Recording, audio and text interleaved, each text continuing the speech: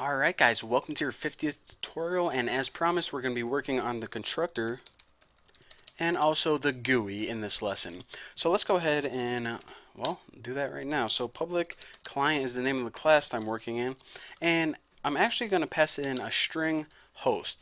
Now let me go ahead and explain to you guys why the client class is going to be different from the server class. So basically we're building two programs here. One of them we just built is going to be sitting on a server. Now the server is a public server. Everyone in the world is going to be able to access that. So it's basically going to be waiting and listening for anyone to connect to it.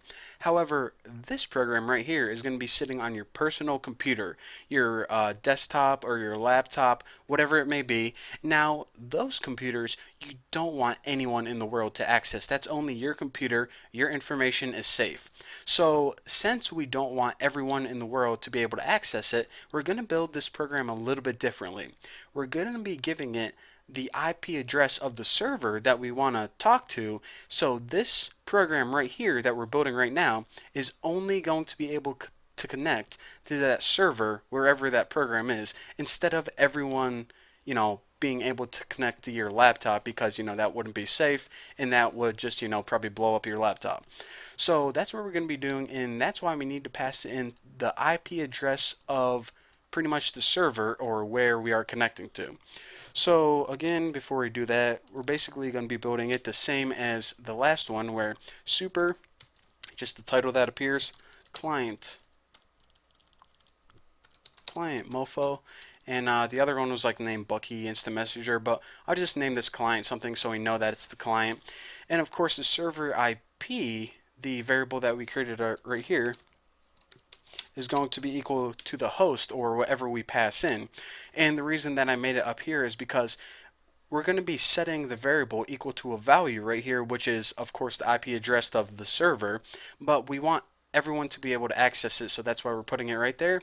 And the rest of this is pretty much just like the last one. User text, of course, set this equal to a new JText field, and after this, user text set editable equal to false, because we don't want them to be allowed to type anything before they're connected to anyone. And the last thing we need to do is user text add action listener. And inside here, let me go ahead and make it pretty. Add action listener, and let's go ahead and add a new listener class. And of course, this has to implement the method public void action perform action event. Now that my error messages are out of there, we can go ahead and do the important stuff. And the first thing we want to do is send data, which is basically event how you, of course, send the data or send the message or whatever. And the next one is user text set text equal to nothing at all. Alright, so basically what we're doing is we have to build this method right here, send data, and what this does is basically take whatever's inside your text area and sends it to the other person. And this right here, of course, like resets it back to blank. And if you don't know what I'm talking about, I go into detail in the last tutorial. Basically the same technology that we're using. So now we just got to add this all to the screen. Add user text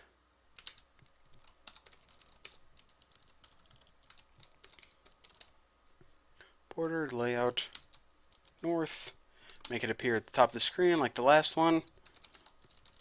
Chat window, set this equal to new JScroll pane. Did I do that right?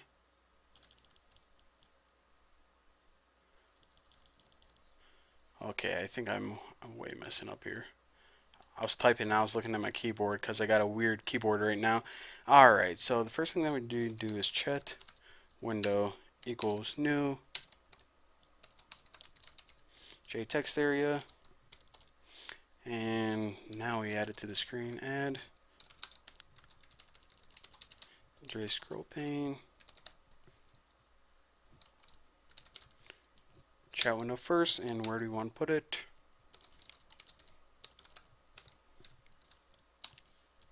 In the center, and okay, I finally got that right.